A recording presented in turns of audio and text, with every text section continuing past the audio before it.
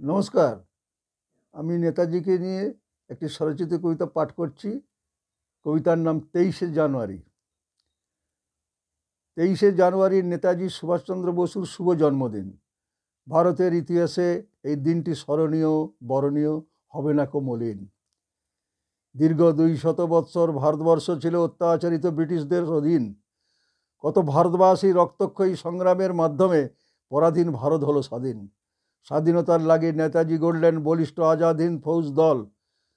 তোমরা রক্ত দাও, তোমাদের স্বাধীনতা দেব, এই মর্মর বাণীতে জনজাগরণ হলো।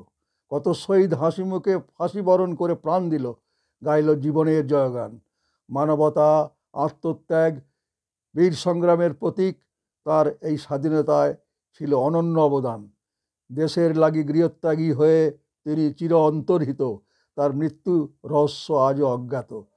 তার 127তম জন্মদিনে তাকে শ্রদ্ধায় স্মরণ করি, চলব তার মহৎ আদর্শ মতো।